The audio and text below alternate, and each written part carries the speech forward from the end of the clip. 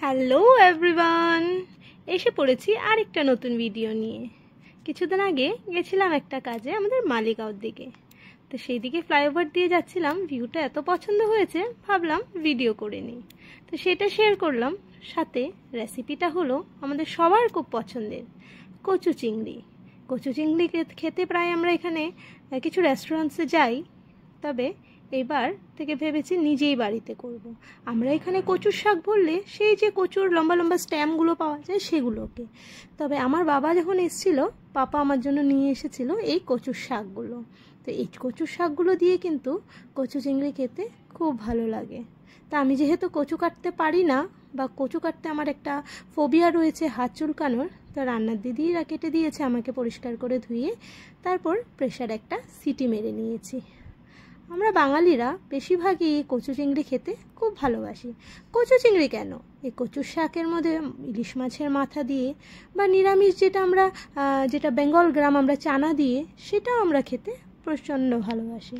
এই কচুর শাকের ব্যাপারটা এইরকম, এটা একটু কাটতে ধুতেই একটু সমস্যা, তা না হলে রাখতেও যে খুব একটা কষ্টের তা নয় কিন্তু, আর খেতেও তো অসম্ভব ভালো।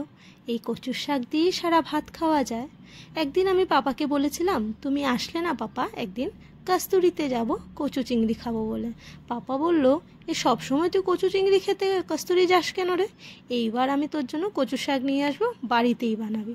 তখন ভাবলাম ঠিকই কথা, এ কস্তুরি গিয়ে সবসময় কচু চিংড়ি খাওয়ার চেয়ে একদিন বাড়িতে বানাই। তো সেই পাপা বাড়ির জন্য নিয়ে এসেছিল কচু পাতা, আর আমি এই দিয়ে বানিয়েছি কচু চিংড়ি। তো কচু চিংড়ি বানাতে যা যা লেগেছে সেটা তো আপনাদের দেখিয়ে দিয়েছি। যেমন প্রথমে কচুর শাকটাকে ভালো করে ধুয়ে নিতে হবে। হ্যাঁ, কচুর শাক কিন্তু একটু কাটার আগে একবার ভালো করে পরিষ্কার করে ধুয়ে নিতে হয়, আবার কাটার পরেও ভালো করে ধুতে হয়। কাটার আগে আমি ধুয়ে নিইনি, কারণ আমার রান্নার দিদি বলে সারা রান্নাঘরে জল জল হয়ে যাবে, তার থেকে পরে আমি ভালো করে ধুয়ে দেব। তো সেই জন্য আগে কেটে নিয়েছে। আর কচুর স্ট্যাম্পটা হলে কিন্তু আগেও ধুয়ে নিতে বলতাম, কারণ সেটা তো ধুতেও সুবিধা। তারপর এই বড় বড় করে একটু কেটে সেটাকে প্রেসারে একটু নুন দিয়ে অল্প একটু জল দিয়ে সেদ্ধ করে নিয়েছি। তারপর ভালো করে এটাকে জল ঝরিয়ে একটা স্ট্রেনারে কিছুক্ষণ রেখে দিয়েছি। তবে হ্যাঁ, জল ঝরানোর সময় না একটু লেবু চিপে দিয়েছিলাম, যদিও বা গলা ধরে সেটা ধরবে না। কচুর শাক বানাতে আমি একটু লেবুর রস দেই, কারণ আমার একটু ভয় লাগে যদি একটু গলা ধরে, আর বাচ্চারা খাবে তো, তার জন্য একটু লেবুর রসটা রাখি। এইদিকে কিছু চিংড়ি মাছ কেটে ভেজে রেখেছিলাম, তো সেটা আর দেখালাম না, সেটা তো সবাই জানে কচু চিংড়ি বানাচ্ছে যখন চিংড়ি মাছ লাগবেই। আর এইদিকে একটা পাত্রে কিছু সর্ষে আর পোস্ত ভিজিয়ে রেখেছিলাম, সেটাকে ভালো করে কাঁচা লঙ্কা দিয়ে পেস্ট করে নিয়েছি। তবে হ্যাঁ, কচুর শাকে না একটু ঝাল ব্যাপারটা বেশি দরকার পড়বে, কারণ একটু ঝাল ঝাল না হলে খেতে ভালো লাগে না। তারপর আমি কড়াইতে তেল দিয়ে দিলাম, তাতে একটু কালো জিরা শুকনো লঙ্কা ফোড়ন দিলাম, দিয়ে ভাজা চিংড়ি মাছটা দিয়ে দিয়েছি।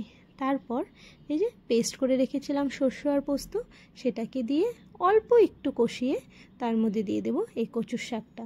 খুব বেশি যদি শস্য পোস্ত কষানো হয়, সর্ষের থেকে একটা তেতো ভাব বেরিয়ে যায়, তার জন্য হালকা একটু কষিয়ে সে সময় কচুটা দিয়ে দিতে হবে। আর কচুটা দিয়ে অনেক সময় বাস নাড়াচাড়া করতে হবে একটু কম স্টিমে।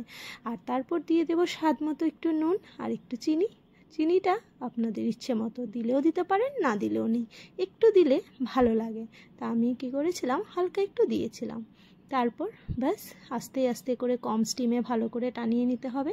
আর ঝালটা নিজের ইচ্ছে মতো, না হলে পরে দিয়ে কিছু কাঁচা লঙ্কা দিয়ে, তারপর তার উপরে একটু ভালো ফ্লেভারের জন্য আর খুব সুন্দর একটা স্মেলের জন্য দিয়ে দেব সর্ষের তেল। এটা দিলে একটা ঝাঁঝালো ব্যাপারও হয়, আর খেতেও তো খুবই ভালো লাগে। বাস এভাবে তৈরি হয়ে যায় কচু চিংড়ি। খেতে কিন্তু প্রচুর ভালো লাগে, আর সবাই নিশ্চয়ই আজকাল খেয়েছি আমরা। আর একবার বাড়িতে ওইভাবে বানিয়ে খেয়ে দেখবেন তো। অনেকের অনেক রকম পদ্ধতি থাকে বানানোর, তবে আমি কিন্তু এইভাবেই করি। খুব বেশি সময় লাগে না, আর খুব বেশি কষ্টও হয় না। আর এখানে সাথে শেয়ার করলাম একটা প্রাউড মোমেন্ট। আমার ছোট মেয়ে লাস্ট ইয়ার ক্লাস টপার ছিল, আর সাবজেক্ট প্রফিসিয়েন্সি পেয়েছে 4টা সাবজেক্টে। তো তার জন্য ভাবলাম আপনাদের সাথে শেয়ার করি। তো আপনাদের ভিডিওটা কেমন লেগেছে সেটা কিন্তু অবশ্যই জানাবেন, আর আমার চ্যানেলটাকে কিন্তু সাবস্ক্রাইব করতে ভুলবেন না, আর লাইক কমেন্ট শেয়ার তো করতেই হবে।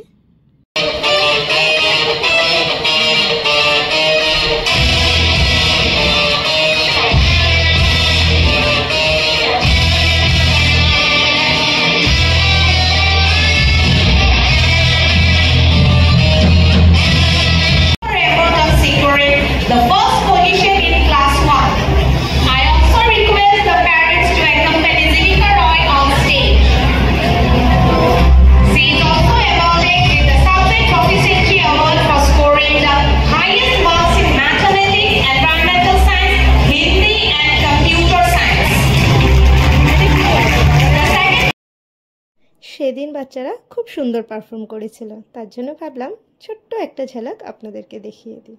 আপনাদের ভিডিওটা কেমন লেগেছে সেটা কিন্তু জানাতে ভুলবেনই না। আর সবসময় ব্লেসিংস রাখবেন যেন বাচ্চাগুলো খুব ভালো হতে পারে। তবে আজকের ভিডিও এই পর্যন্তই, আসবো আবার নেক্সট ভিডিও নিয়ে। Till then, tata.